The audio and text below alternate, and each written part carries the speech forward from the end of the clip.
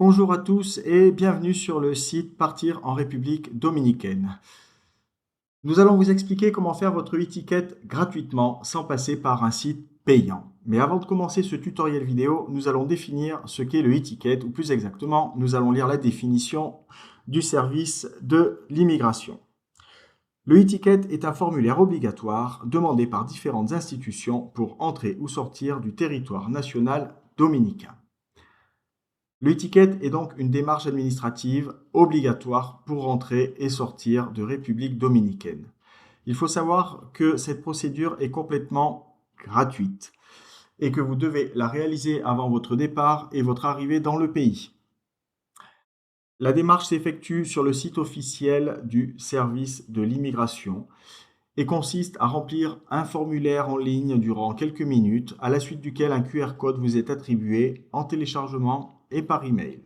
Alors attention, il faut savoir qu'il existe de nombreux sites internet qui vous proposent le e-ticket moyennant une rétribution. Et cette rétribution, elle peut aller de quelques dizaines d'euros à plus de 150 voire plus de 180 euros. Donc si vous ne voulez pas payer pour un service gratuit, rendez-vous sur le site officiel du service de l'immigration.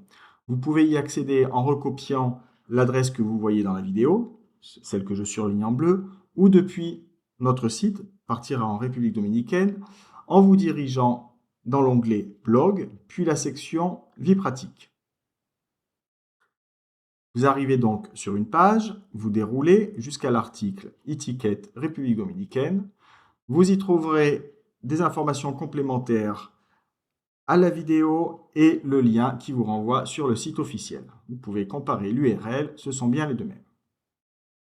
Lorsque vous êtes sur la page d'accueil de e-ticket, vous avez le choix entre formulaire e-ticket et consulter le e-ticket. Comme son nom l'indique, ce deuxième choix est pour les personnes qui ont déjà réalisé la démarche. Ça ne nous intéresse pas, donc nous allons cliquer sur formulaire de e-ticket.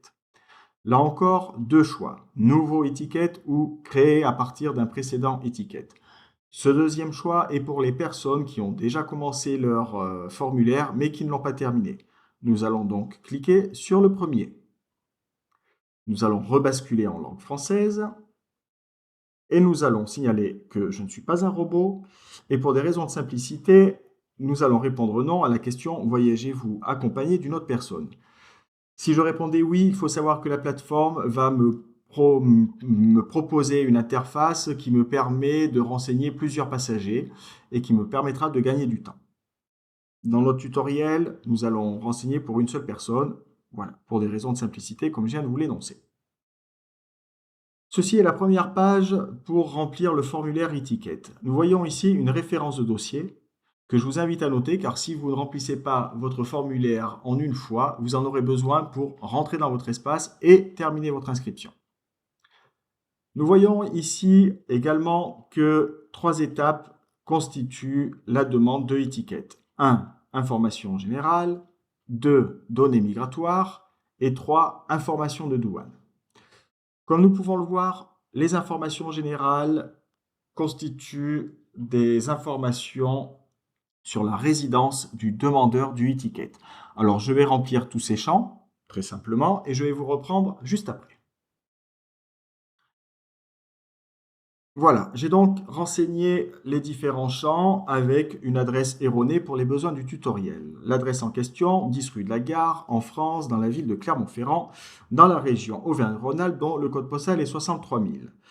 Et à la question entrée ou départ de République dominicaine, donc j'ai signalé l'entrée puisqu'il s'agit d'une entrée. Le départ consistant en la sortie du territoire. Une fois que j'ai renseigné ces champs, je clique sur Suivant et me dirige vers l'étape 2 où je vais renseigner les données migratoires. Les données migratoires donc concernent l'état civil du passager principal, comme vous pouvez le voir, et en partie 2, les informations concernant la réservation de vol. Donc je vais renseigner en premier temps les informations du passager principal et je vous reprends juste ensuite. Les données sont renseignées. Donc j'ai pris l'identité d'un certain Sébastien Michel qui serait né le 1er janvier 1980, de genre masculin en France, dont le numéro de passeport est 12AZ12345. Je l'ai confirmé ici. État civil célibataire, profession employé privé. J'ai bien renseigné mon courrier électronique et il faut bien faire attention car c'est ici que vous allez recevoir votre e-ticket. J'ai renseigné mon numéro de téléphone également. Précision, partout où vous voyez un petit triangle, c'est qu'il s'agit d'un menu déroulant et vous n'avez qu'à choisir l'option. Nous voyons également qu'une question vous est posée concernant votre hébergement. Pour des raisons de simplicité, j'ai renseigné que je séjournais dans un hôtel et j'ai pris le premier de la liste. Si je devais séjourner par exemple dans un hébergement particulier, j'aurais cliqué ici et j'aurais dû renseigner l'adresse qui était mentionnée sur ma réservation d'hébergement. Il y a également deux autres questions. Si je suis un résident étranger en République dominicaine, j'ai répondu non. Et si la nationalité indiquée dans mon passeport était différente de mon lieu de naissance, et j'ai répondu également non. La deuxième partie donc concerne la réservation de vol et comme vous pouvez le voir, on me demande mon port d'embarquement, le port d'arrivée, la date du voyage, le nom de la compagnie aérienne, etc. Pour répondre à toutes ces questions, vous allez avoir besoin de votre réservation de vol. Pour l'exemple, j'ai pris une ancienne réservation de vol par Iberojet, qui est une filiale d'Iberia, et où on peut voir mon numéro de vol, ici, E9-801, au départ de Madrid, en direction de Punta Cana. Ma confirmation de vol, ou numéro PNR, ça dépend en fait des compagnies aériennes. Il s'agit d'un code alphanumérique, généralement de 6 chiffres et lettres. Donc, je reviens sur mon étiquette et je vais renseigner les différents champs. Port d'embarquement, j'ai dit que je partais de Madrid. Donc, je commence en écrivant Madrid. Port d'arrivée Punta Cana, PU, on voit ici PUJ, ça correspond au code IATA de l'aéroport de Punta Cana. Nom de compagnie Iberojet, mais je sais qu'elle n'existe pas, donc je vais renseigner Iberia, puisque c'est une filiale. La date du voyage 2024, on va dire que je pars le 14 juillet. Numéro de vol, nous avons pu lire que c'était le E9-801. Quant au numéro de confirmation de vol PNR, c'est le 2S9BVN. 2S9BVN. Voilà. La raison de mon vol, eh bien écoutez, de mes vacances, eh bien, c'est du tourisme, donc j'écris récréation. Ma durée de séjour, 3 semaines, donc je place 21 jours. Et à la question, prévoyez-vous de pratiquer l'un des sports suivants pendant votre séjour? Eh bien écoutez, non, je ne pense pas faire ni du surf, ni du golf, ni du windsurf, ni de la plongée, donc j'ai répondu aucun. Il faut savoir que le numéro de confirmation de vol PNR, c'est vraiment un code à 6 chiffres et lettres. Donc, si vous renseignez un numéro erroné, il ne sera pas accepté. Une fois que vous avez renseigné tous ces champs, vous les vérifiez et vous cliquez sur Suivant et vous arrivez directement à la troisième étape qui est Information de douane. Sur cette page, il y a 3 questions principales où l'on vous demande si vous transportez avec vous un montant supérieur à 10 000 $, si vous avez dans vos valises des animaux, des plantes ou des produits alimentaires, ou si vos valises comptent des biens imposables. Alors il faut savoir que si vous répondez oui à l'une de ces questions, une nouvelle fenêtre va s'ouvrir et vous devrez renseigner donc les champs qui vous sont demandés. Dans le cas contraire, vous répondez non et vous cliquez sur Suivant.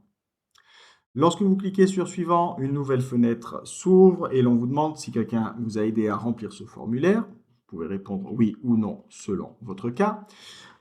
Et vous arrivez sur la dernière fenêtre où vous allez répondre OK. Dans mon cas, je ne vais pas répondre OK puisqu'il s'agit d'une simulation. On voit ici que je déclare aux autorités compétentes que les informations fournies sont véridiques et que je me soumets aux sanctions prévues par la loi en cas de toute fausse information. Il s'agit d'un tutoriel, d'une simulation, donc je ne vais pas cliquer sur OK. Lorsque je vais cliquer sur Cancel, toutes mes données vont s'effacer. Mais vous allez cliquer sur OK. Et lorsque vous allez cliquer sur OK, vous allez atterrir sur une nouvelle fenêtre où vous allez valider vos informations et où ensuite vous allez pouvoir avoir votre e-ticket en téléchargement et par email. Vous avez donc fini votre formulaire, vous êtes en règle avec les douanes, avec le service de l'immigration de République dominicaine et vous pouvez commencer vos vacances. Très bon séjour à vous.